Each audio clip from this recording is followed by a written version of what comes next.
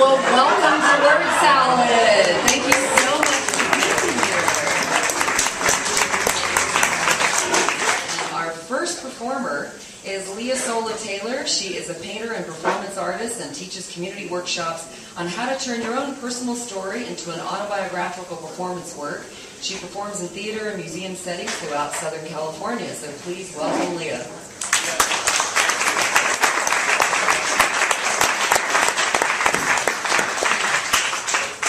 Good evening. So my first real love story, I was 6. I went to a wedding in Newton, Iowa. I'm from New York City, and I met a 12-year-old boy named Scott Dunitz. He was in a tux, and I was in my prettiest pink dress, and we kissed behind the piano. On the cheeks first, and then a real live kiss on the lips. So we decided that he lived in Tulsa, Oklahoma, and I was in New York City. We decided we'd go steady and write letters back and forth to each other. So we wrote for about 8 months. Every 2 weeks a letter would come, every other week, And finally, I was really frustrated because he said he was going to send me a bracelet in those days, the silver ones, with his name on it, and he couldn't spell. And it really upset me, because I was winning spelling bees at age 6. So after 8 months of this, I said, that's it. I wrote him a letter, I'm breaking up with you.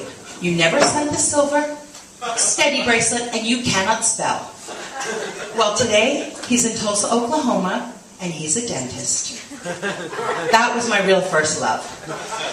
So now I have a little more serious love, okay? And we're in, it's called Love in Hollywood, or another version of Beverly Hills 90210.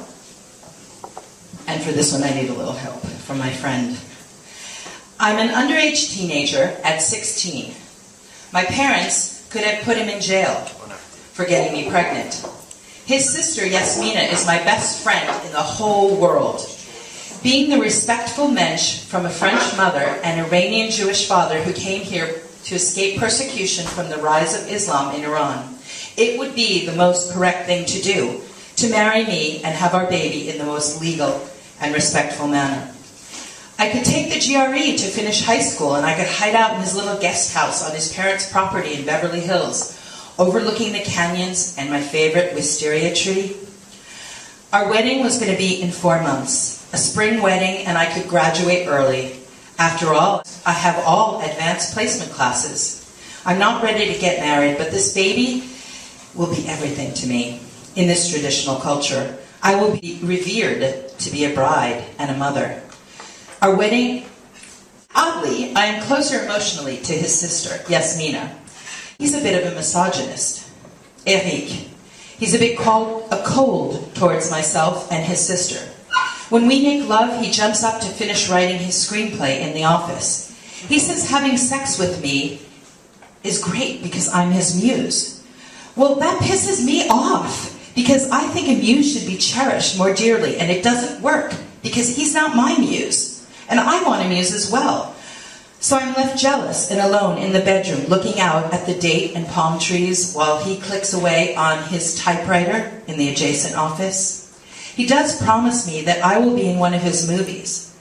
Actually, before this pregnancy, he did cast me in his play his friend was directing, A View from the Bridge by Arthur Miller. It was to be at the new Stella Adler Theater West here in Hollywood Boulevard. I was very excited. I had actually studied with Stella herself in New York City, so this seemed like it would be great fun. It was all professional actors, and I was all of 16. Unfortunately, the Armenian director he chose had to go back to Eastern Europe, and the play never got produced after all the rehearsals and hard work. A foreshadowing about this unpleasant business in Hollywood where we live.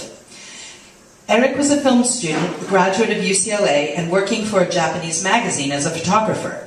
We went to rock concerts and screenings, the Playboy Mansion for parties, in those days with Chevy Chase and Don Rickles. It was also exciting to be friends with Groucho Marx's son, who was now a lawyer but went to film school with Eric. Emotionally, I began to feel closer to Bob. This worried me. Our wedding will happen this fall at his parents' Beverly Hills estate.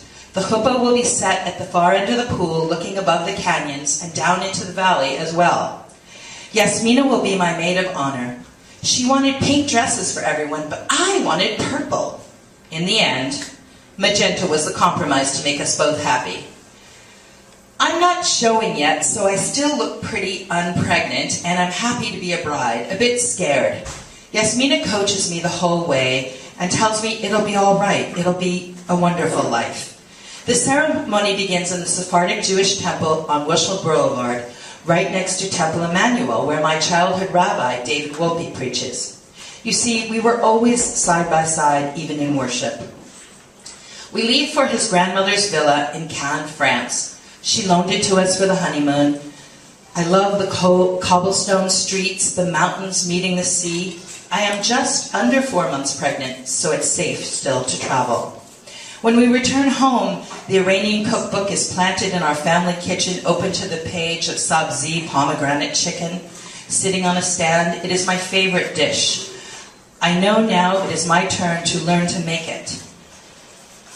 Elena, Yasmin's mother, Yasmina and I start cooking the chickens, boiling the water for rice, and opening the juiciest pomegranates from Eilat Kosher Market on Pico that we will use in our sauce. The red blood of the fecund pomegranate reminds me of the new life I have chosen, which seems anti-feminist and against all my dreams to become an actress. I live like a movie star in this Beverly Hills mansion, and my new husband is a producer. We'll see, I say. I am thinking to name our baby Catherine Deneuve or Catherine the Great. But instead, my mind calms down after this wild fantasy ride it has just been on in the 5 minutes after Eric tells me that he will drive me to UCLA at 6 a.m. tomorrow morning, and I can try this new pill they use in France all the time, called the morning after pill. It will create a natural abortion, no pain, no DNC. Women have choice to live and love, all in due time. Thank you.